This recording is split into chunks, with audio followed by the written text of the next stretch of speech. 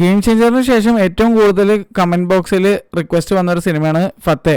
സോനു സൂദ് തന്നെ സ്ക്രിപ്റ്റ് എഴുതി സംവിധാനം ചെയ്ത് പ്രൊഡ്യൂസ് ചെയ്ത പടമാണ് ഫത്തേ. കില്ലും മാർക്കോവിന് ശേഷം ഇത്രയും വയലൻ്റ് ഒരു പടം കണ്ടത് ഞാൻ ഇന്നാണ്. നല്ല ആളായിരുന്നു തിയേറ്ററിന് ഞാൻ പോയ ഷോയിന്. Written, directed and produced by Sonu Sood. Starring Jacqueline Fernandez, Vijay Raaz, Naseeruddin Shah, അങ്ങനെ കുറേ ആളുകൾ. ഈ സിനിമ ഒരു സർപ്രൈസ് ആയിരുന്നു എനിക്ക്. കുറേ ആളുകൾ എന്നോട് ഈ സിനിമ കാണാൻ പറഞ്ഞുകൊണ്ട് മാത്രം കാണാൻ പോയ ഒരു സിനിമ തുടങ്ങി ഒരു ഗംഭീര ഇൻട്രോ, കിടിലെന്ന് പറഞ്ഞാൽ കിടിലൻ ഇൻട്രോ, കില്ല് പോലെ അല്ലെങ്കിൽ മാർക്കോ പോലെ കട്ട വയലൻസ് ഒക്കെ ആയിട്ട് മാരക കിടിലൻ ഗൺ പ്ലേ, നമ്മുടെ ജോൺ വിക്കിലൊക്കെ പോലെ മാരക കിടിലൻ ഗൺ പ്ലേ ആയിട്ട് ഒരു ഇൻട്രോ. ഞാൻ സത്യത്തിൽ പറഞ്ഞ ഞെട്ടി. കിടിലൻ സാധനം. സോനു സൂദ് ഇതിലെ gun play, fight, action sequences കിടുവായിട്ട് ഡയറക്റ്റ് ചെയ്ത് വെച്ചിട്ടുണ്ട്. അതാണ് ഇതിലെ മെയിൻ. പിന്നെ 2 കിടിലൻ പാട്ട്. ഇതിനകത്ത് ഈ ലവ് സ്റ്റോറി പാട്ട് അങ്ങനത്തെ സാധനങ്ങളൊന്നുമില്ല. 2 അടിപൊളി പഞ്ചാബി സോങ്സ് ഉണ്ട്. നല്ല രസം വരുന്നത് കേൾക്കാൻ.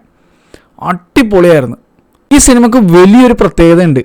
ഇൻ്റർസ്റ്റെല്ലാറിൻ്റെ മ്യൂസിക് ഡയറക്ടർ, അതെ ഇൻ്റർസ്റ്റെല്ലാറിൻ്റെ മ്യൂസിക് ഡയറക്ടറായിട്ടുള്ള ഹാൻസ് സിമ്മർ ഒരുക്കിയിട്ടുള്ള ടു ദ മൂൺ എന്ന് പറഞ്ഞ ഒരു സൗണ്ട് ട്രാക്ക് ഈ സിനിമയിൽ യൂസ് ചെയ്തിട്ടുണ്ട്. അപ്പോൾ ഹാൻസ് സിമ്മർ ഇന്ത്യൻ സിനിമയിൽ GTA 6 മുന്നേ നമുക്ക് കിട്ടി. Thanks to Sonu Sood. എന്തായാലും ഈ സിനിമ അടിപൊളി തിയേറ്റർ എക്സ്പീരിയൻസ് ആയിരുന്നു. പോരായ്മകൾ തീർച്ചയായിട്ടും കുറേ ഉണ്ട്. ആദ്യത്തെ ഡയറക്ടോറിയൽ ഒരു വെഞ്ചറാണ് സോനു സൂദിൻ്റെ. ഇതിനകത്തേക്ക് ഡയറക്ഷൻ സൈഡ് പറയുമ്പോഴേക്കും ആക്ഷൻ കൊറിയോഗ്രാഫി, ഗൺ ഫൈറ്റ്സ്, ആ സാധനങ്ങളൊക്കെ കിടിലം. ആകെ കുറച്ച് ലോജിക് ഇഷ്യൂസും കുറച്ച് ഒരു പൊടിക്ക് ക്രിഞ്ച് ടൈപ്പ് ഈ സോഷ്യൽ മീഡിയ കുറച്ച് പരിപാടികളൊക്കെ ഉണ്ട്. അത് ഒഴുകി നിർത്തി കഴിഞ്ഞാൽ സത്യം പറഞ്ഞാൽ രസമുള്ളൊരു സിനിമ തന്നെയായിരുന്നു. പിന്നെ സിനിമ കഴിയാൻ നേരത്ത് ഒരു ലവ് ട്രാക്ക് ചെറിയൊരു സാധനമുണ്ട്. അതിൻ്റെ ആവശ്യം ഉണ്ടായിരുന്നില്ല എന്ന് എനിക്ക് തോന്നി.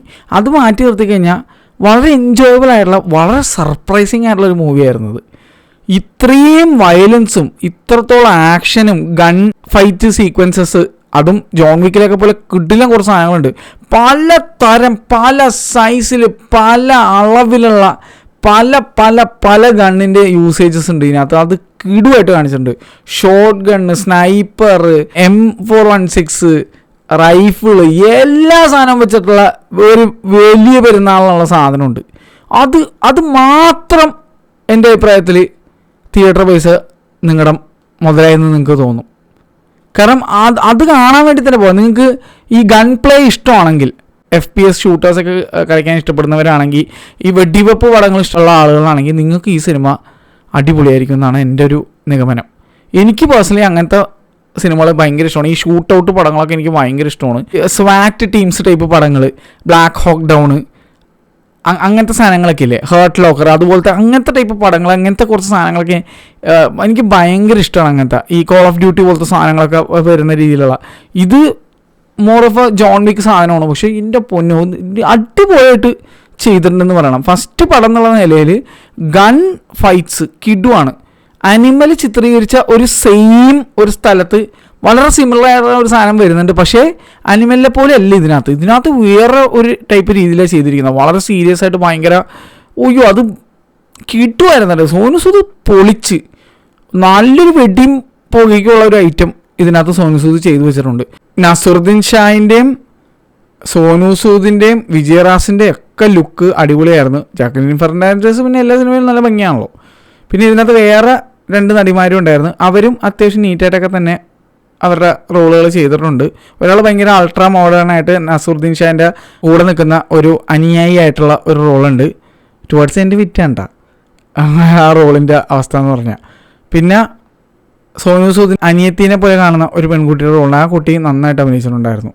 പിന്നെ സോനു സൂദിൻ്റെ കോസ്റ്റ്യൂം ശരിക്കും ഉണ്ണിമൂന്തനും ജോൺ വിക്കിൽ ക്യാനിയോ റീവ്സും ബോണ്ടിലൊക്കെ ജെയിംസ് ബോണ്ടൊക്കെ ഇട്ട പോലെ സൂട്ടിട്ടിട്ട് എന്ത് ലുക്കായിരുന്നു അറിയാമോ. ഭയങ്കര രസമായിരുന്നുണ്ട്, ഭയങ്കര ഭംഗിയായിരുന്നു. ഇതിനകത്ത് സോനു സൂദിനെ കാണാൻ ഭയങ്കര ലുക്കായിരുന്നു. അത് എടുത്ത് പറയാൻ പറ്റുള്ളൂ. ഈവൻ ഇത്രയും പ്രായമുള്ള നസറുദ്ദീൻ ഷാ പോലും ഇതിനകത്ത് ഇട്ടിരിക്കുന്ന ഡ്രസ്സ് കണ്ടാൽ നിങ്ങൾ ഞെട്ടിപ്പോവും. ഒരു ബ്ലാക്ക് വള്ളിച്ചെരുപ്പ്, വേറൊരു ബ്ലാക്ക് ടോപ്പും ബോട്ടവും. എന്ത് ലുക്കായിരുന്നു അറിയാം വന്നിട്ടും കാണാൻ. നല്ല രസം. ആ സോൾട്ട് ആൻഡ് പെപ്പർ ലുക്കിൽ അടിപൊളിയായിരുന്നു.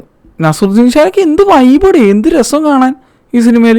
വിജയറാസും കൊടൂര വില്ലൻ, അത് വളരെ കിഡിലിനായിട്ട് വിജയറാസ് ചെയ്തു വെച്ചിട്ടുമുണ്ട്. നസറുദ്ദീൻ ഷായുടെ വില്ലൻ കണ്ടപ്പോൾ എനിക്ക് കൃഷാണ് ഓർമ്മ വന്നത്. ചുറ്റും മറ്റേ ബ്ലൂ സ്ക്രീനിൻ്റെ നടുവിൽ ഇങ്ങനെ കുറേ ഡിജിറ്റൽ സംഭവത്തിൻ്റെ നടുവിൽ നിൽക്കുന്ന വില്ലൻ, തുടക്കം തൊട്ട് അവസാനം വരെ. എനിക്ക് കൃഷാണ് ഓർമ്മ വന്നത്. ഒരു അടിപൊളി തിയേറ്റർ വാച്ചായിരുന്നു ഈ സിനിമ എന്നെ സംബന്ധിച്ചിട്ട്. ഞാൻ പറയാം, ക്രിഞ്ച് എലമെൻറ്റ്സ് ഉണ്ട്. ജാക്കലിൻ ഫെർണാണ്ടസിൻ്റെ ഒരു ചെറിയ ലവ് ട്രാക്ക്, അത് ടുവേർഡ്സ് എൻഡ് മാത്രമേ ഉള്ളൂ. ലവ് ട്രാക്ക് വരുത്താൻ വേണ്ടി വെച്ച് കിട്ടിയ പോലത്തെ ഒരു സാധനത്തിനുണ്ട്. വില്ലനൊരു ഭയങ്കര വലിയ ഒരു കൊടും ക്രൂരത ചെയ്തിട്ട് നായകൻ അതുമൂലം ദേഷ്യം തോന്നി വില്ലനെ തകർക്കാൻ കാച്ചാൻ പോകണമെങ്കിൽ എന്തെങ്കിലും റീസണൊക്കെ വേണ്ടേ. അപ്പോൾ ആ റീസൺ ഇതിനകത്തും കണ്ടുപിടുത്ത ടൈപ്പ് ഒരു റീസണൊക്കെ തന്നെയാണ്. പക്ഷേ ഇതിലത് കാണിച്ചിരിക്കുന്ന വേറൊരു രീതിയിലാണ്. അത് അത്ര ഇമ്പ്രസീവ് ഒന്നുമല്ല. പക്ഷേ നായകൻ പക വീട്ടാൻ പോകുന്നത് വേറെ ലെവലാണ്. അത് തന്നെ മതി ആ ഒരു പോർഷൻ. പക വീട്ടാൻ പോകുന്ന ആ ഗൺ സ്ലിങ്ങിങ്, ഗൺ ഫൈറ്റ്, അത് ആ ഒരു ആക്ഷൻ സാധനം കിടുവാണ്. ഗണ്ണ് മാത്രമല്ല, കോടാലി, പിച്ചാത്തി, കത്തി, പേന, പെൻസില്, എന്തൊക്കെ കൈ കിട്ടാമോ അതൊക്കെ വെച്ചിട്ട് ആളെ കൊല്ലുന്നുണ്ട്. 1000 പേരെങ്കിലും ഇതിനകത്ത് നായകൻ കൊല്ലുന്നുണ്ടെന്നുള്ളത് അങ്ങനത്തെ ലെവലാണ്.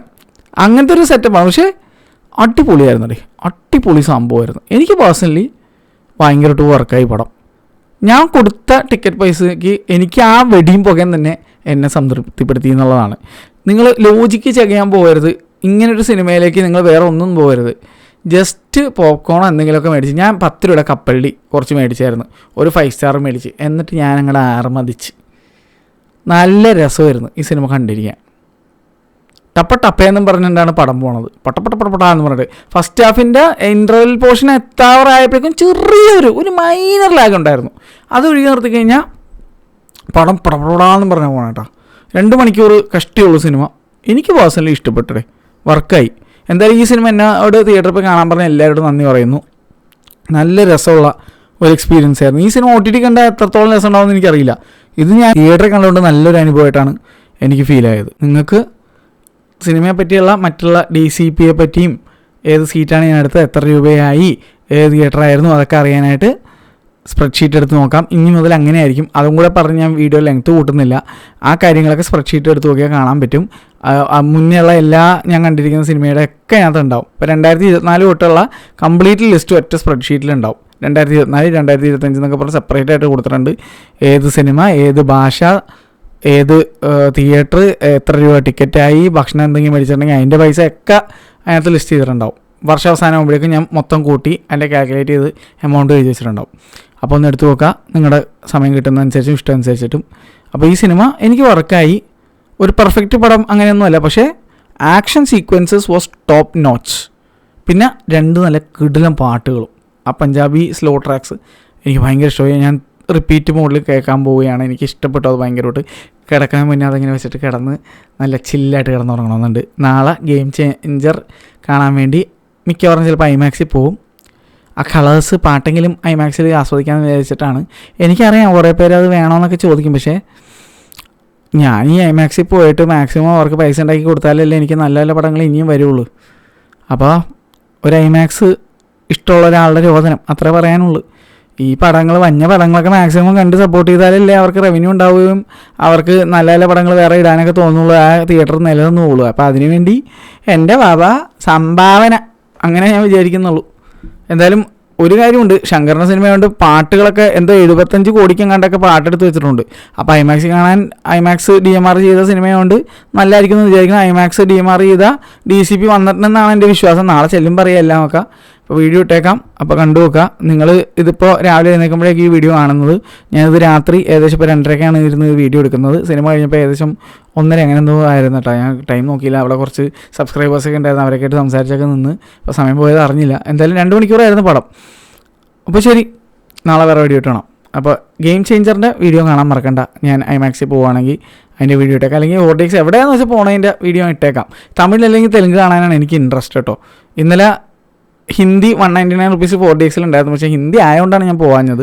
പകരം ഞാൻ ഈ സിനിമ കണ്ടത്. അപ്പോൾ ശരി, എല്ലാവർക്കും നല്ലൊരു ദിവസം നേരുന്നു. Bye bye.